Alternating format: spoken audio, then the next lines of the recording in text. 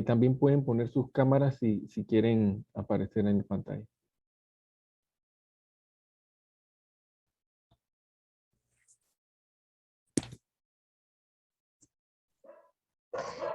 Buenas tardes, compañeros y profesor Jorge.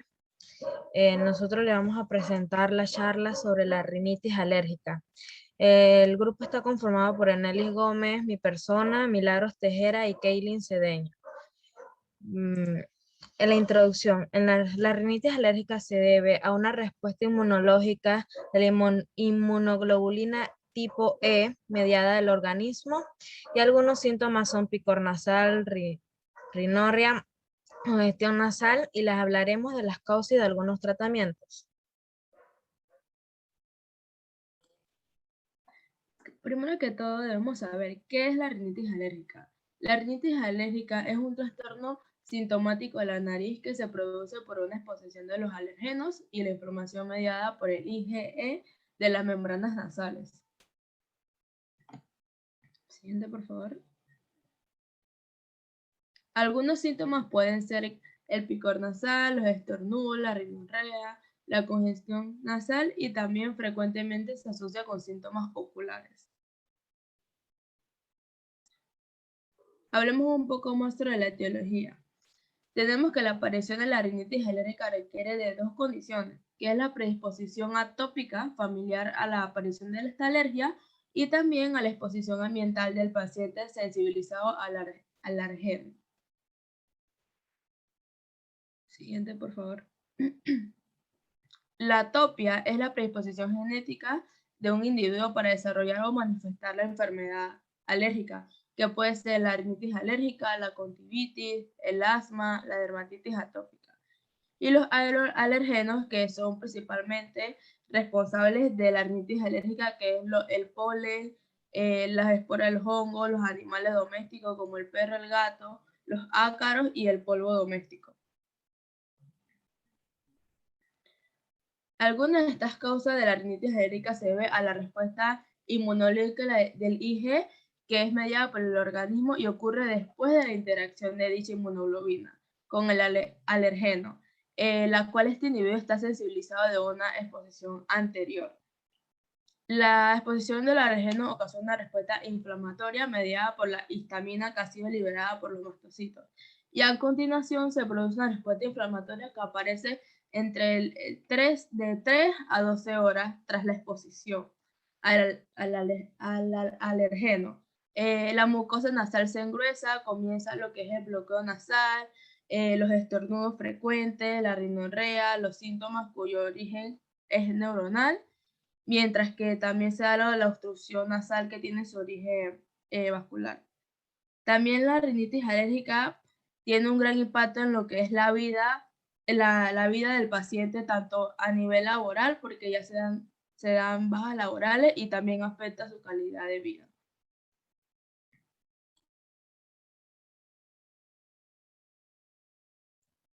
Las manifestaciones clínicas. Tenemos que la rinitis alérgica es un cuadro de hipersensibilidad desencadenado por la inmunoglobulina tipo E, que al entrar en contacto con un antígeno con el organismo se ponen en marcha los mecanismos de memoria inmunogénica. Y el antígeno es reconocido para la siguiente vez que entra en contacto con el mismo organismo, lo que provoca los mecanismos de defensa de la mucosa, eliminar el antígeno.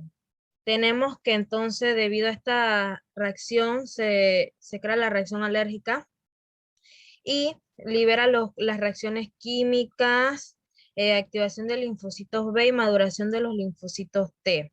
Debido a esta acción, los mediadores de los receptores H1 y H2 provocan vasodilatación, enema y estímulo de las terminaciones neurosensoriales. Aquí podemos ver un cuadro donde están las clasificaciones, que son estacional, intermitente, que duran de máximo 4 días, y la perenne, que es persistente o crónico, que dura más de los 4 días. Y tenemos la ocupacional. En las manifestaciones clínicas tenemos que la estacional es causada por los alérgenos de exterior como el polen y los hongos. La perenne, que es secundaria a la exposición de alérgenos de interior como los ácaros, las partículas de polvo o los epitelios de los animales, como mi compañera mencionó, ya sea perro, gato. Y la ocupacional, esta hoy en día no se considera como que muy satisfactoria debido a que los alérgenos que están presentes en las áreas geográficas en un lado pueden ser detectados también en otras partes.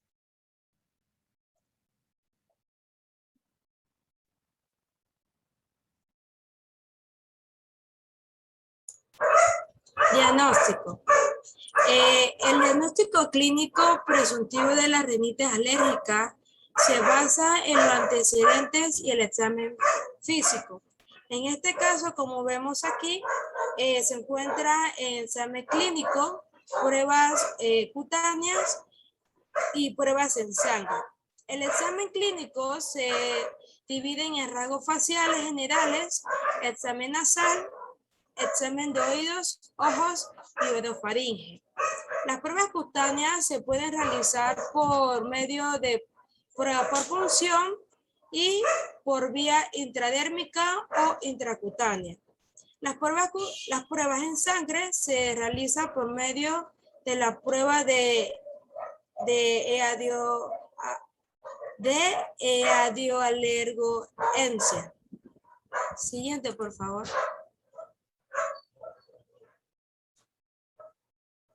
Examen clínico. Como dije, que se subdividía en 3 partes. Como vemos aquí, los rasgos faciales, las personas presentarán rasgos como ojeras alérgicas, que se da por la vasodilatación y congestión nasal. También el pliegue nasal, que esto se debe a cuando uno tiene la alergia, con la palma de la mano, la punta de la nariz la hace de forma hacia arriba, como de este modo. Esto también se conoce como saludo alérgico. También se encuentran las líneas de Dean Morgan, que se encuentran en la parte posterior bajo el párpado inferior, en esta zona. El examen nasal. Bueno, este examen se presta con especial atención a la mucosa de los cornetes para ver si tiene un aspecto hinchado y una coloración pálida. También al carácter y a la cantidad del moco nasal, también al estado del tabique nasal para descartar desviaciones o perforaciones. También a la posible presencia de masas como pólipos o tumores. En este examen se toma muestra del moco de la cara medial del cornete inferior y es enviado a una anatomía patológica para estudiar las células pre y post que provocan los alérgenos. Esto permite poder conocer el patrón inflamatorio y orientar el diagnóstico y el tratamiento de los pacientes con rinitis alérgicas. En el examen de oídos y ojos y orofaringes, en el caso de las otoscopías, se descarta si tiene signos de disfunción de la trompa de Eustaquio. También el examen ocular puede mostrar inyección e inflamación de la conjuntiva palpebral con exceso de producción de lágrimas. Siguiente. Las pruebas cutáneas. Bueno, las pruebas cutáneas consiste en la introducción de alérgenos en la piel y en la observación directa de la reacción del organismo. Las reacciones obedecen a la interacción entre los alérgenos y la inmunoglobina E, que se encuentran presentes en las células cebadas de la piel. El resultado de estas pruebas consiste en la liberación de sustancias químicas, como en el caso de la histamina.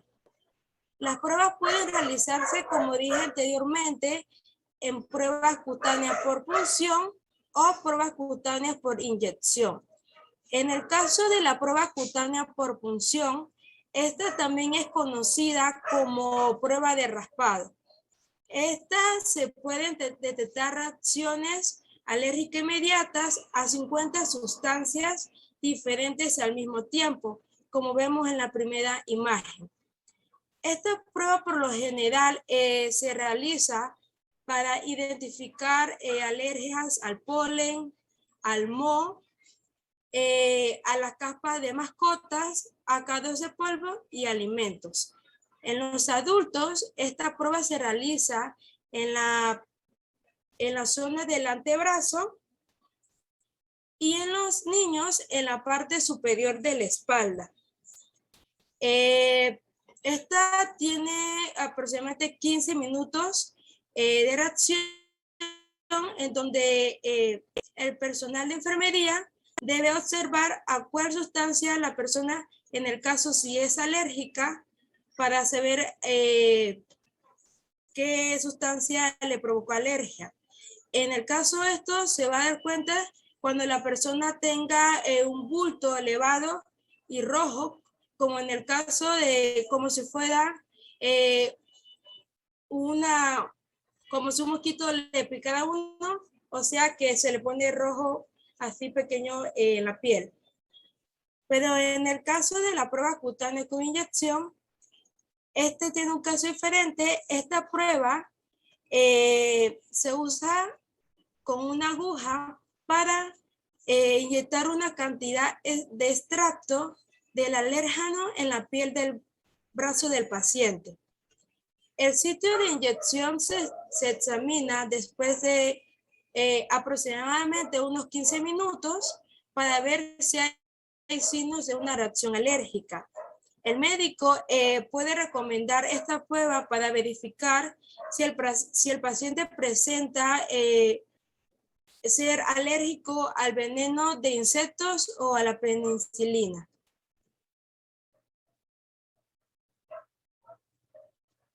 Las pruebas en sangre. Esta prueba también es conocida como la prueba radioalergosorbente. Esta prueba mide la cantidad de anticuerpos que genera la alergia en el torrente sanguíneo, conocidos como el anticuerpo de inmunoglobina E. Los exámenes de radioalergosorbente, estos se usan generalmente solo en el caso en que no puedan realizarse las pruebas dérmicas, como en el caso de los pacientes que toman ciertos medicamentos o aquellos trastornos de la piel que puedan interferir con el examen.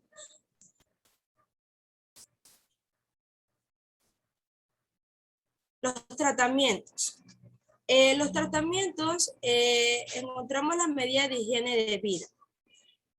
En la parte A, como dice, evitar la exposición alergénica. En este caso, como el polen, las esporas, los polvos domésticos y entre otros.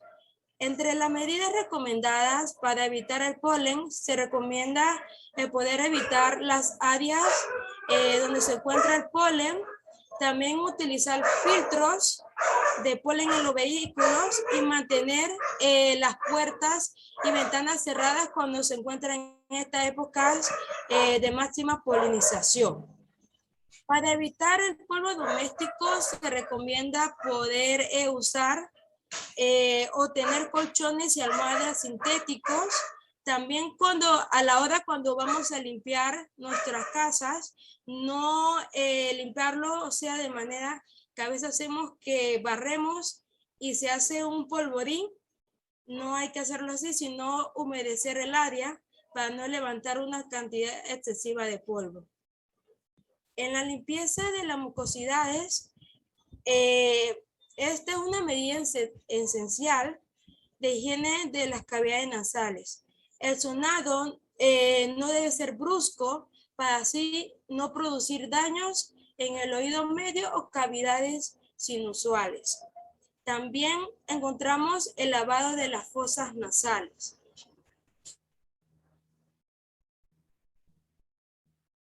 Siguiente, por favor. Tratamientos médicos. Bueno, en los tratamientos médicos encontramos los corticoides. Estos son fármacos muy eficaces en las rinitis alérgicas. Ellos reducen la inflamación, disminuyendo el número de mastocitos y eosinófilos en la mucosa nasal. También disminuye la hiperreactividad y la permeabilidad vascular y reduce la liberación de los mediadores de mastocitos. Estos se utilizan por vía nasal tópica. Entre los corticoides más efectivos para reducir la congestión nasal, los estornudos, la rinorrea, son el blecometasona, el dipropionato, el budesonida y bueno, y entre otros más. El efecto puede manifestarse más o menos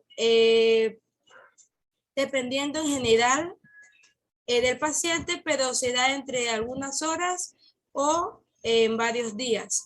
Son más efectivos si son utilizados 2 semanas antes del periodo de aparición del polen y si son administrados de forma continua hasta el fin del periodo. Como vemos, también encontramos los antihistamínicos. Estos antihistamínicos se utilizan más los orales, que han sido la base también del tratamiento de las rinitis alérgicas. Una de las propiedades más importantes es el rápido comienzo de la acción y del alivio de los síntomas. Los antihistamínicos son antagonistas de los receptores H1 de la histamina, mediador que desempeña un papel central en la hipersensibilidad inmediata y en las respuestas alérgicas. Ellos son muy efectivos en la reducción de los síntomas como el prurito nasal y los estornudos. En el caso de la inmunoterapia, esta se utiliza más si los medicamentos no alivian los síntomas de la rinitis o provocan demasiados efectos secundarios en el paciente. Esta inmunoterapia durante 3 a 5 años se recibirá inyecciones frecuentes con pequeñas cantidades de alérgenos. La inmunoterapia puede ser especialmente eficaz si la persona es alérgica a la capa de gato, a los ácaros o polen producido por los árboles, el césped o la maleza. También encontramos los antileucotrienos, que son un tipo de mediadores que ejercen un papel en la respuesta inflamatoria alérgica. Estos ayudan a reducir la hiperplasia de las glándulas mucosas, también la hiperplasia de células musculares en las vías aéreas. Y por último, encontramos los descongestionantes. Bueno, los descongestionantes son un tipo de compuestos que producen una vasoconstricción que distribuye el flujo sanguíneo y reduce el edema de la mucosa nasal. Los congestionantes pueden usarse por la vía tópica, o sea, nasal o sistémica, en el caso, o sea, oral. Estos fármacos, ellos actúan sobre los estornudos, la rinorrea, el picor nasal y el picor ocular.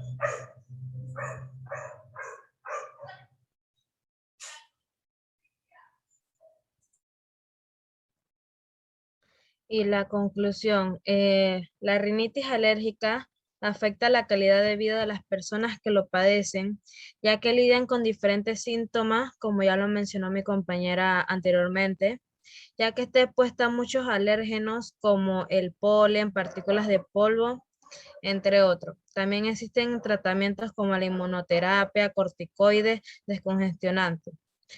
Y nos dieron algunas medidas para un buen cuidado de la salud y para evitar, se puede decir que la rinitis alérgica, como lavarse las fosas nasales y evitar la exposición alergénica. Aquí nosotros pusimos la bibliografía donde sacamos la información para ayudarnos en nuestra charla. Muchas gracias. Ok, excelente presentación, concisa y precisa. Fueron más o menos 25, 27 minutos, excelente. Entonces, ahora les voy a hacer algunas preguntas con el propósito de que poder orientarlos pues, a las cosas más importantes. Ustedes mencionaron dos factores que son importantes para que se dé la rinitis alérgica. Y es importante que los compañeros sepan, pues, no sé si alguien lo quiere repetir. Los dos factores serían la atopia, que es la Ujú. predisposición genética, Exacto.